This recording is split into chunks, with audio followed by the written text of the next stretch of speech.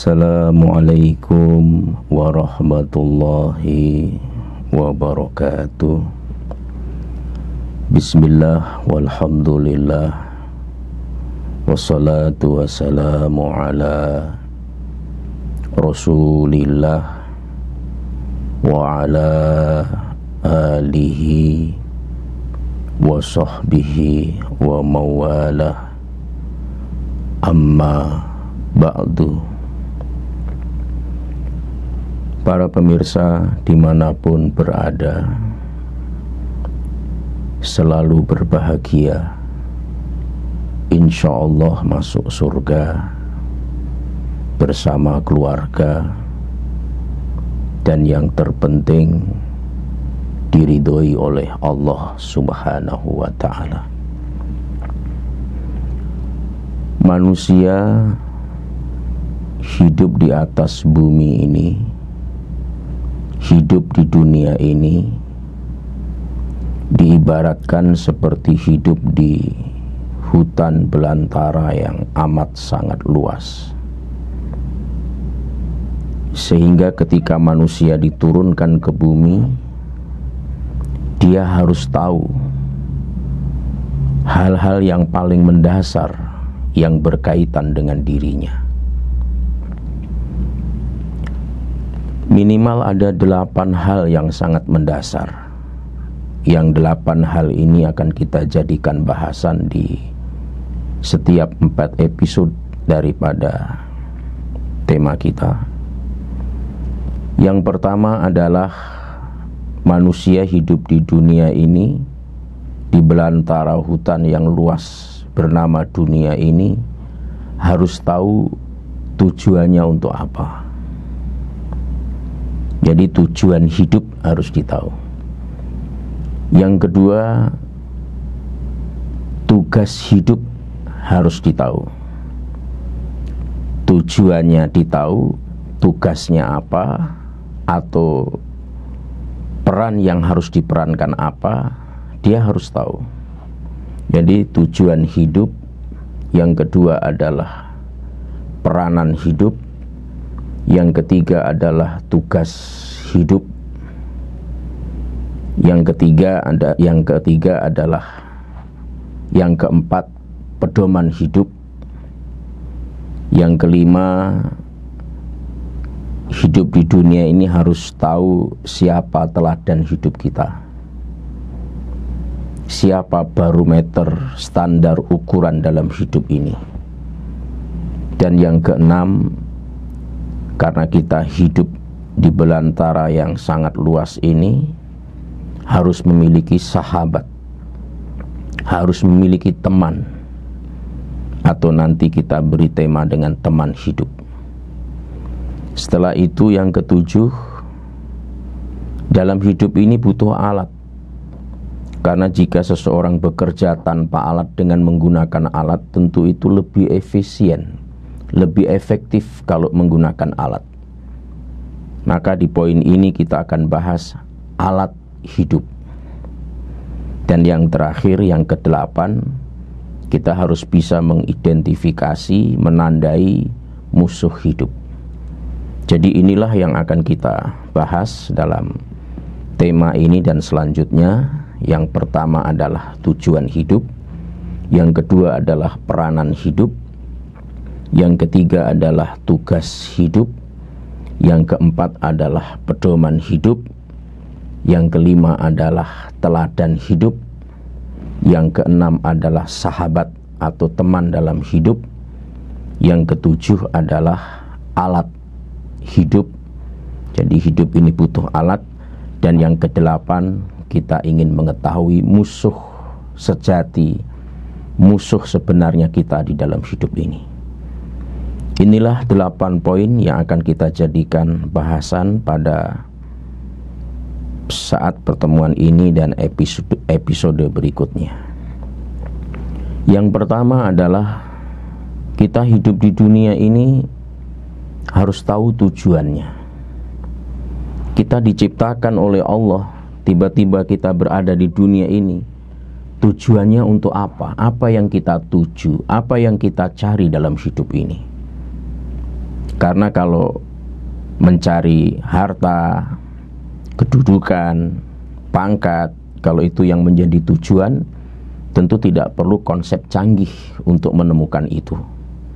Apalagi kalau cuma sekedar untuk memenuhi kebutuhan fisiologi kita, kebutuhan mendasar kita dari makan, minum, perumahan, itu tidak perlu konsep yang jelimet untuk menemukan tujuan hidup ini. Tentu ada tujuan yang sangat istimewa yang Allah Subhanahu wa ta'ala ciptakan manusia di dunia ini. Lalu tujuan hidup kita sebenarnya apa?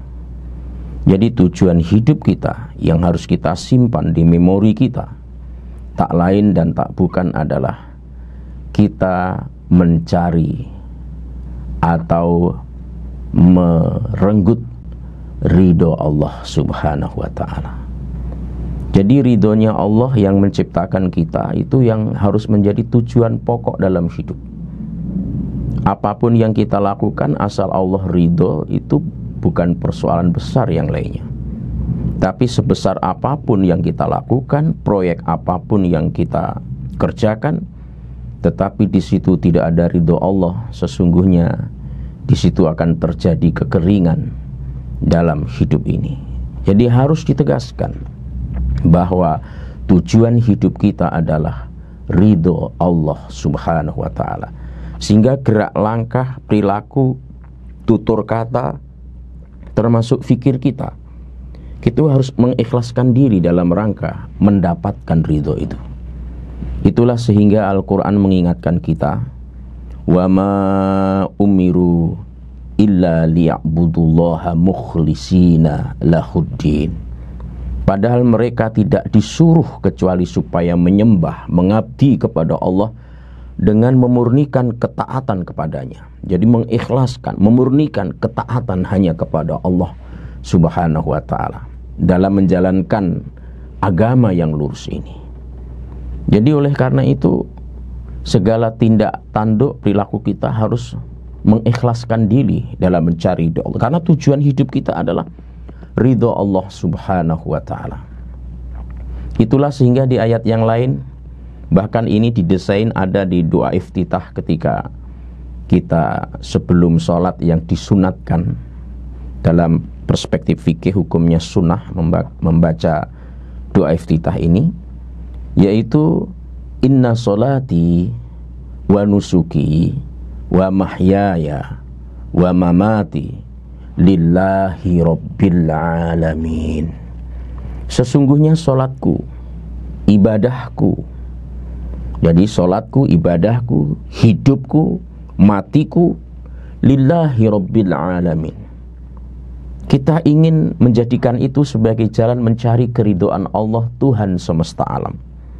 Jadi karena memang tujuan hidup kita adalah ridho Allah, profesi apapun yang kita geluti, baik sebagai petani, pedagang, guru, dosen, pengacara, politisi, polisi, TNI, pengacara, semua harus dalam rangka berlomba-lomba untuk mendapatkan ridho Allah Subhanahu wa ta'ala. Dan mencari ridho Allah itu tidak perlu jauh-jauh. Kenapa? Karena ridho Allah itu ada pada diri kita. Kecuali kalau dengan nada berkelakar yang kita cari ridho Roma Irama, itu harus ke Jakarta. Tapi kalau mencari ridho Allah, dimanapun kita bisa mencari ridho Allah. Karena bumi Allah ini amat sangat luas. Itulah sehingga setiap pagi dan petang kita selalu dianjurkan membaca 3 kali wiritan. Yang ini kalau kita baca, kita wiridkan 3 kali setiap pagi petang, maka di akhirat Allah akan meridhoi kita. Apa itu? Raditu billahi robba wa bil islami dina wa bi Muhammadin sallallahu alaihi wasallam nabiyya. Aku ridho Allah sebagai Tuhanku. Jadi kita ridho nggak Allah itu sebagai Tuhan, ridho Allah sebagai Tuhan. Jadi ridho itu ada dalam diri kita. Ridho Allah itu tergantung ridho kita. Kalau kita nggak ridho Allah sebagai Tuhan, aktivitas apapun la yahbatonna amaluka akan terhapus karenanya. Jadi ridho Allah itu adalah menjadi tujuan hidup. Raditu billahi robba wa bil islami dina, dan Islam ini ikhlas, kita ridho sebagai agama dan petunjuk hidup kita. Terus, dan Nabi Muhammad SAW sebagai utusan Allah. Kita ridho itu, kita baca 3 kali pagi, 3 kali petang, itu fadilahnya akan mendapatkan keridhaan Allah di akhirat kelak. Jadi kita ridho. Sehingga seorang mukmin itu tidak boleh sebenarnya menampakkan bermuka masa, menampakkan kesedihan. Itu tanda ketidakridhoan terhadap ketetapan Allah Subhanahu wa taala. Jadi harus selalu ceria, gembira. Makanya kita didabling dengan doa, Allahumma inni a'udzubika minal hammi wal hasan.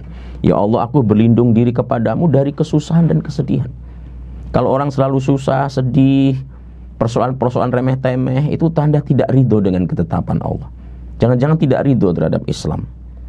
Dan dikhawatirkan tidak ridho Nabi Muhammad sebagai utusan Allah Subhanahu wa ta'ala. Jadi ridho. Persoalan kita punya cicilan, punya masalah, itu semua orang menghadapi itu semuanya. Tapi harus ditampakkan keceriaan. Karena berbeda orang yang punya masalah ceria dengan orang yang menghadapi masalah tidak ceria. Apalagi di musim pandemik yang tidak segera pergi-pergi, tidak segera kabur, tidak segera turun. Maka kegembiraan ini akan mempengaruhi imunitas kita. Jadi inilah yang harus kita tanamkan di pikiran kita, bahwa tujuan hidup kita itu adalah ridho Allah. Asal Allah ridho, kita tidak peduli dengan cacian, dengan fitnahan, dengan berbagai macam omongan orang. Karena Allah yang menjadi tujuan hidup kita. Itu yang pertama. Jadi tujuan hidup yang harus kita ketahui adalah ridho Allah Subhanahu wa ta'ala. Yang kedua, setelah tujuan hidup, maka kita harus tahu tugas hidup kita. Oh, ternyata saya mencari ridho Allah. Terus tugasnya apa kita di dunia ini? Jangan sampai hidup hanya menghitung hari, kata Krisdayanti. Kan ada lagunya itu, katanya menghitung hari. Hari Ahad, Senin, Selasa, Rabu, Kamis, Jumat, Sabtu. Dari bulan ke tahun sampai akhirnya sirna, hilang dari peredaran. Bukan itu, hidup ini punya tugas. Setelah kita tahu tujuan hidup kita adalah ridho Allah, tugas kita apa? Nah, nanti kita akan bedakan antara tugas dengan peranan. Nanti kita petakan dalam tentu setiap bahasan yang kita bahas ini. Jadi tugas hidup kita itu adalah menghamba kepada Allah Subhanahu wa ta'ala.